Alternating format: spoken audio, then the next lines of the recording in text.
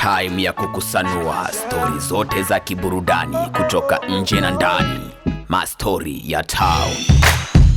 Bwana, mambo vipi? Mike ndo limeshawasha hivyo. Karibu kwenye mastori ya town. Mimi ni Milson Godfrey. Kama kawaida, tukianzia hapa kwetu nyumbani, aliyewahi kuwa msanii wa Bongo Flava Angelina Samson Joji, wengi tukimfahamu kama Angela, ameweka wazi kuwa ameachana na muziki wa kidunia na sasa ameamua kumwimbia Mungu kupitia muziki wa gospel. Angela amethibitisha hilo alipokuwa akizungumzia swala la yeye kupata mtoto wa kiume ambaye akumweka wazi toka alipozaliwa mwezi wa 7 mwaka jana. Imekuwaje mpaka ufanye maamuzi ya kuachana na muziki wa kidunia, Angela?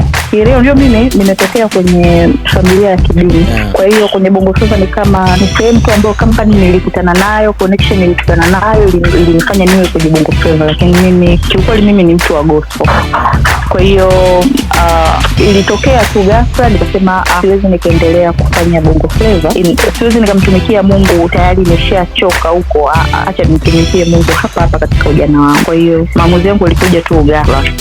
Kuhusu swala la mtoto, Angela amefunguka pia, na ikumbuke kuwa kuna wakati ambao alikuwa akipitia wakati mgumu, hasa alipokuwa ametoka katika lebo ya Konde Gang, watu wakimsema kwa mambo mengi kuhusiana yeye na Harmonize, lakini wengine wakienda mbali zaidi kwa kusema alikuwa na mimba ya Harmonize. Mbona imekuwa mapema namna hii, na ni lini ulijifungua, na baba wa mtoto pengine ni nani?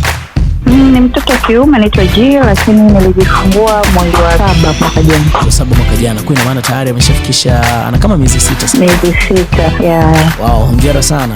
Asante. Mtoto anaitwa nani? Anaitwa Gift. Gift baba yake ni nani? Linaweza ikawa swali nyingine. Baba yake siwezi kutaja, lakini ana baba yake. Hapana, kwa sababu hivi namalizia kwanza mimi uzazi kwa baba yake kwa mbali. Namalizia uzazi kwa mama, alafu baada ya hapo sasa mambo mengine yataendelea. Ukisema baba yuko mbali, ni nje ya nchi ama hapa ni mfanyabiashara, yuko upande upi wa muziki? Ni mwanamuziki mwenzio? Sio mwanamuziki mwenzangu, lakini yeye ni mfanyabiashara, yuko kanda ya Ziwa. Pindi unatoka Konde, watu wanasema maneno mengi, ana ujauzito na nini, wasije ka connect watu na ile, unaweza kuambiaje?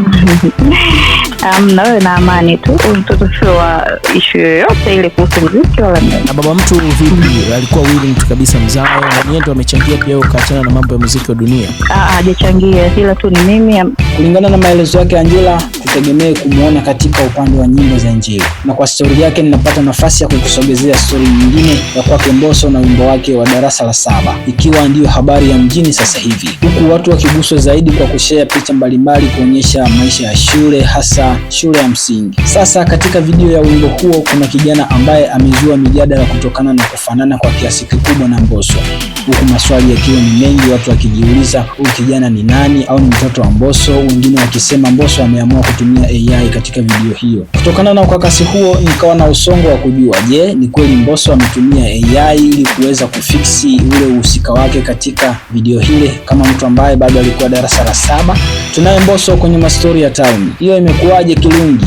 Dogo anayeonekana kwenye video yangu ya Darasa la 7 ambaye amecheza kama Mbosso akiwa mdogo, yule ni mdogo wangu kabisa, sio AI.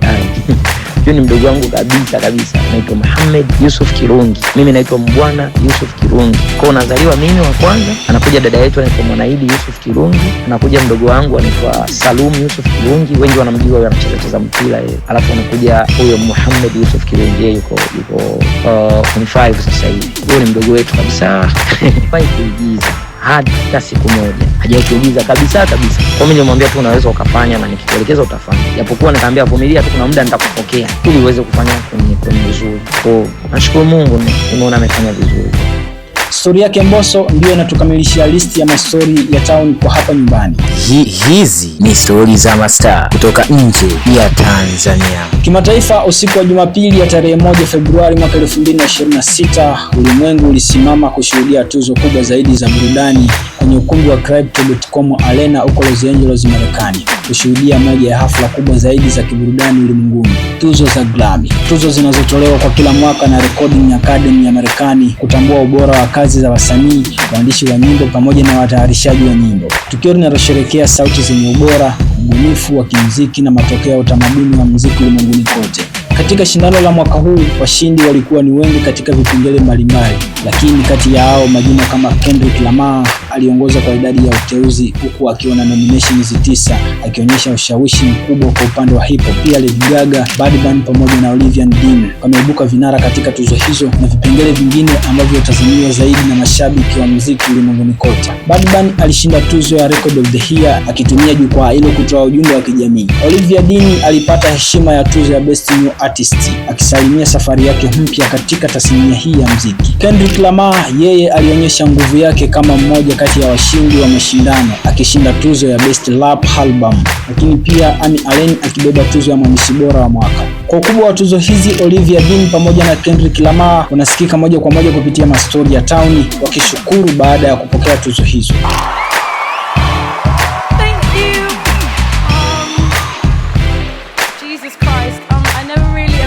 I would be up here, let alone nominated, so thank you so much. I just want to say that an artist is really nothing without their team. Emily, my best friend, my manager, we've been doing this for 10 years.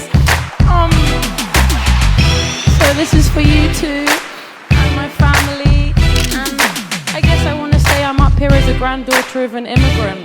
I wouldn't be here. Yeah, what's up?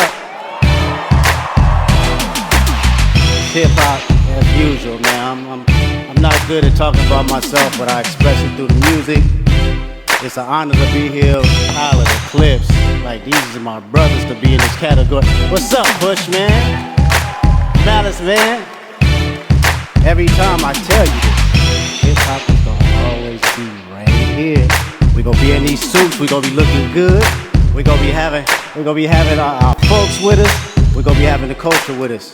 Tuzo hizo hazikuishia Marekani tu. Kwa mara ya kwanza Afrika inapata heshima ya tuzo ya Grammy toka zilipoanzishwa. Msanii na mfalme wa Afrobeat kutoka nchini Nigeria, Fela Kuti amepewa heshima ya tuzo kwenye kipengele cha Grammy Lifetime Achievement Awards kama msanii wa kwanza kutoka Afrika kupata heshima ya tuzo hizo toka zilipoanzishwa. Fela Kuti ingawa ametangulia mbele za haki kutoka mwaka 1997, lakini bado mchango wake katika kukuza muziki wa Afrobeat kwa Afrika na duniani kwa ujumla bado heshima yake inaonekana, ambapo ameweza kupokea tuzo hiyo ambayo imepokelewa na familia yake kama wawakilishi wake. Kwa ufupi, tuzo za Grammy kwa mwaka 2026 zimekuwa na vionjo vya burudani zikiunganisha sauti, ubunifu pamoja na hisia za muziki wa zamani na wa sasa hivi. Kwa washindi waliobeba tuzo hizo nyumbani na wale waliotambuliwa kwa maisha yao yote, usiku huu ulikuwa ni kumbukumbu ya muziki kwa uzito wake wote. Kufikia hapo sina la ziada. Usikose kutusikiliza kila siku za Jumatatu mpaka Ijumaa